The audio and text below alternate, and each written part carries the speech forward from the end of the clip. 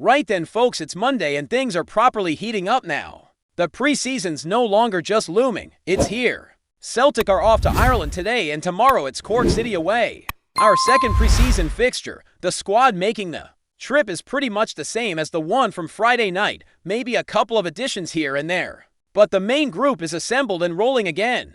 Over the weekend, a good chunk of the squad returned to Lennoxtown and it's just starting to feel like that familiar rhythm of the season building back up.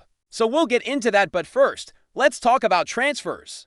Because the market is still buzzing. We've already got 5 new faces through the door. That's not nothing, and each signing comes with its own weight of expectation. You've got Kieran Tierney, who's not just a signing, he's a guaranteed starter, a leader. Someone who knows what the badge means. Then there's Ross Don, more of a third-choice keeper by the looks of things, but you need depth in that position. Benjamin Negrin's one I think could be really important this season, likely a starter as well. Then you've got Callum Osman, a young lad, a bit of a wild card perhaps.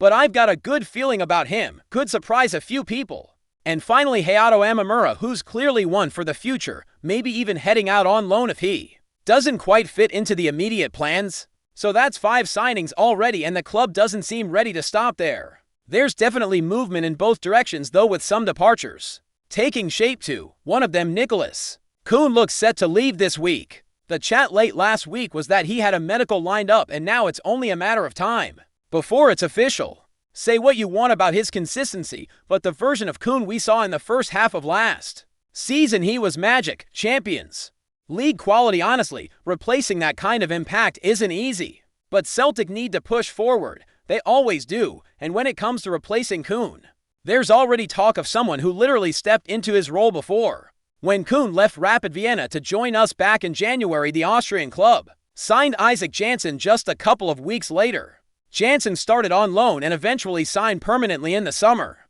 He put up decent numbers too, 9 goals and 6 assists in 33 matches last season.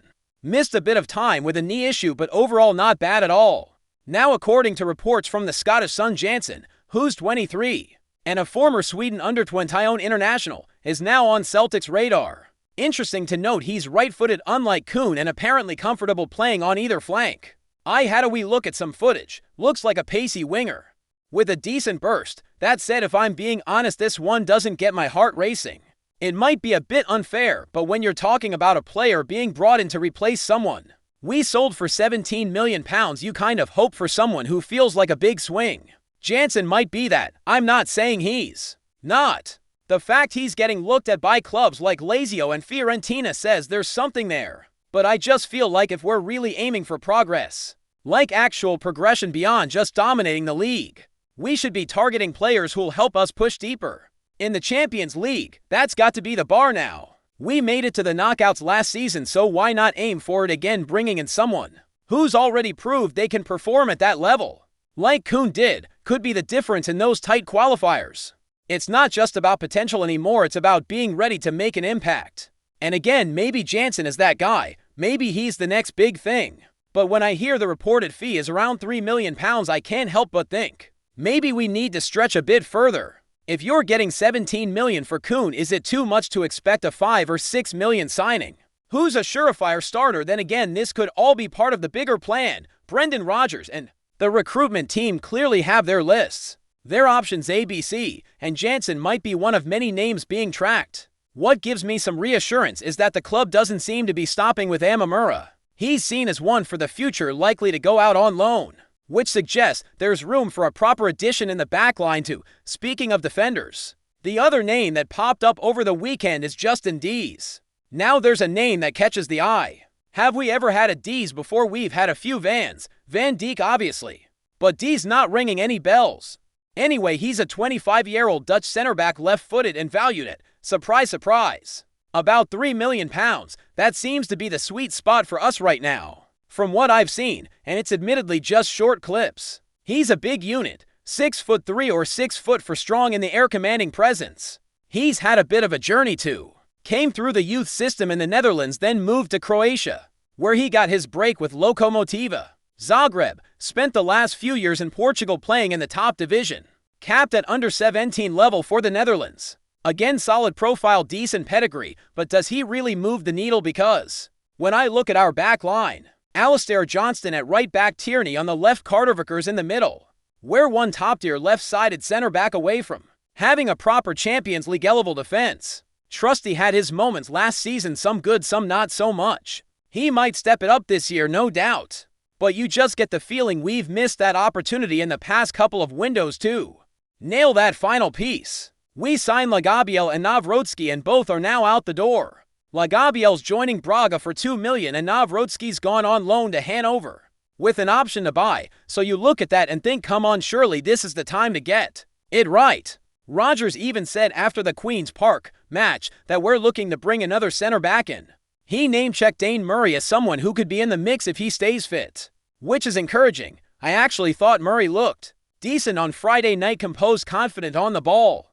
But we can't hinge our season on him staying fit. We need someone more established, and it's not just about getting bodies in.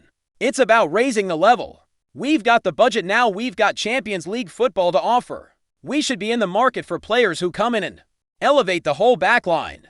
Someone who alongside Carter Vickers forms a pairing that makes opposition attackers think twice. The truth is this squad has a lot going for it. We're building something and the window's not closed yet. But there's a real opportunity here to make this team not just dominant domestically, but respected in Europe, and those chances don't come around often. You've got to make the most of them. Now, aside from the transfer dealings, there's been a lot happening at Lennox Town over the past few days. The bulk of our international players have reported back for training, and slowly but surely the whole squad's coming together again. Kieran Tierney's back, as is Benjamin Negrin. Days and Maeda Rio had it. They've all been seen on the training pitch. Even Marco Tilio's shown up, which I'll be honest caught me a bit off guard. He's one I thought might have quietly moved on this summer, but no, he's there, he's part of the group. And who knows, maybe this is the preseason where he turns heads. And if we're talking about young players looking to make a mark, then Callum Osman has to be mentioned. There was this week clip doing the rounds. Osman meeting Negrin at Lennox Town, both new faces, both eager to get started. And you can just tell Osman's got that confidence about him. He's not here to just train and fade into the background. He believes he can make an impact. And for a young lad, that's half the battle. Saturday's training session was split into two groups. One group worked in the morning, had it Tilio Hyan, Uo Maeda, Osman Negrin, while the afternoon saw Tierney, James Forrest, Amamura, Ralston and Scales getting their reps in. These players won't be involved against Cork City, but they're expected to feature on Saturday in that closed-door match we've got lined up in Portugal. So it's a staggered return bit by bit, but by the weekend we should have the full group assembled and heading to Portugal together. Now there are still a few players we've not seen back yet. Kasper Schmeichel and Vasilis Barkas, both goalkeepers. So maybe they've just not been caught on camera. Alistair Johnston still away, Paulo Bernardo too, Luis Palma as well. Cameron Carter Vickers, though he's been back. He's just not training with the group yet, recovering from that off-season surgery. But he's close. Wouldn't be surprised at all to see him involved in Portugal. It's that time of year really. Some players had long summers, some had hardly any time off. Callum McGregor, for instance, hasn't played since the Scottish Cup final, and he's been itching to get back into it. Meanwhile, Johnston and Bernardo have been away on international duty and will be easing back in. That's the reality of modern football. Players come back at different times, different levels of readiness, and the coaching staff have to manage all that. And amidst all this preseason build-up, Celtic drops something that's always a treat for the fans: their official season review. This one was titled Formidable, and I'll admit it took me a second to clock the pun. 4, as in for titles in a row. Fair enough. Maybe not the most inspired name, but what's important is the content. The review covered the highs of the season, and it had some brilliant behind-the-scenes footage too. Not loads, but more than we've seen in previous years. The club's clearly trying to open up a bit more, giving supporters a glimpse into what goes on beyond the 90 minutes. It's a big step for a club like Celtic, who have traditionally been quite guarded when it comes to media and internal access, so seeing this sort of content being made and shared is a real positive. What stood out to me in the video was just how much leadership there is in that dressing room. Callum McGregor before the League Cup final against Rangers giving a team talk and saying, "We've got so much quality in this room, and it's quality they don't have. We are the top team." That kind of confidence, that belief, it doesn't come out of nowhere. It's built on years of winning, on knowing that when push comes to shove, Celtic get it done. Another moment that stuck with me was seeing San Alo really stepping up vocally in the dressing room, especially before that last derby at Ibrox. He looked focused, determined, like a man ready to lead.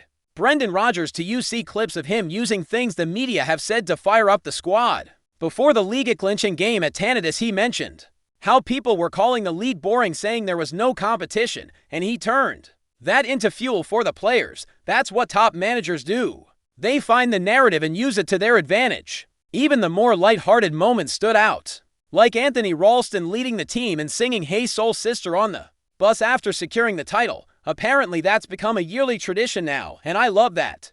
That sense of togetherness, the rituals, the inside jokes.